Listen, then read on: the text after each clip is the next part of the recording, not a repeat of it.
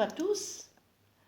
Aujourd'hui, nous allons continuer la deuxième partie du cours des conflits interculturels et nous allons voir ensemble comment comment gérer la communication et résoudre les conflits culturels. Donc, dans un monde de plus en plus interconnecté, les échanges entre cultures s'intensifient, transforment les sociétés en mosaïque de langues, de valeurs et de visions. Donc cette diversité représente une richesse, mais aussi une source potentielle de tension et de malentendus. Donc ces conflits culturels naissent souvent d'un déficit de communication ou encore d'une interprétation ethnocentrée de comportements.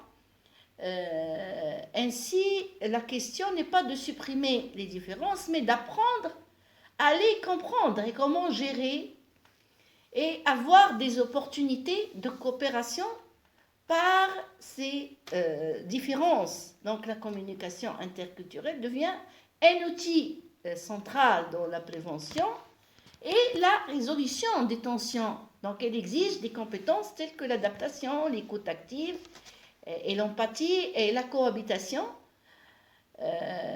Enfin, la gestion interculturelle dépasse l'individu et implique l'éducation des institutions. Donc cette partie explorera ces dimensions à travers des modèles et des études de cas et des activités interactives. Donc la communication interculturelle comme outil central. Nous allons voir comment définir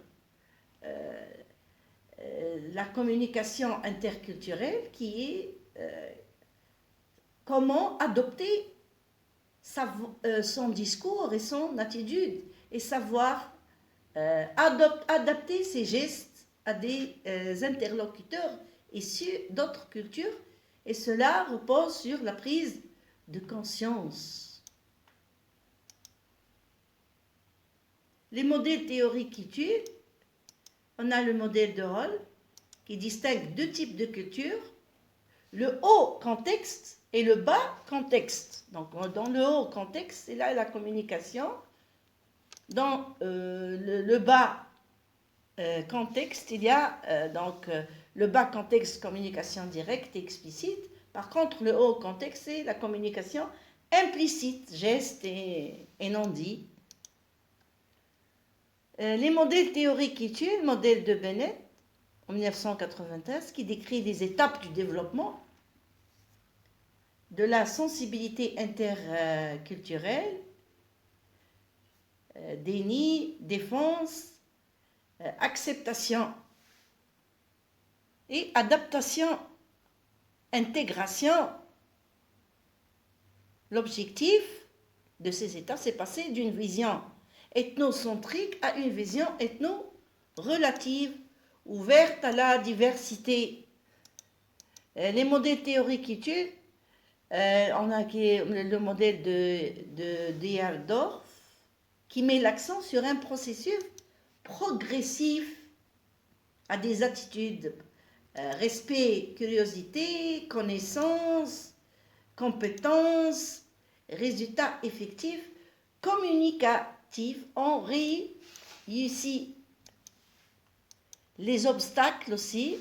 Donc la communication interculturelle entraîne des obstacles. On a les principaux obstacles comme les stéréotypes et préjugés en tête de liste.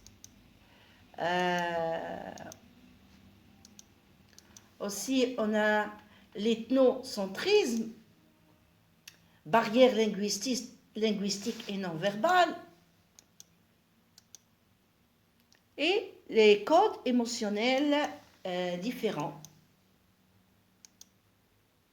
Les stratégies de gestion, donc pour gérer et résoudre les conflits culturels, on doit avoir et pratiquer des stratégies comme la médiation interculturelle, qui consiste à faire intervenir un tiers neutre pour faciliter la communication. Donc le médiateur aide à traduire les codes culturels, reformuler les malentendus.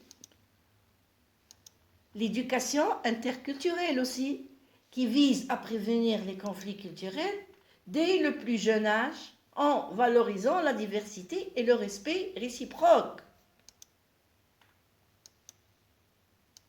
La compétence interculturelle aussi, qui désigne la capacité à communiquer efficacement et respectueusement avec les personnes d'autres cultures, qui repose sur 3 dimensions primordiales: savoir, savoir-faire, savoir-être.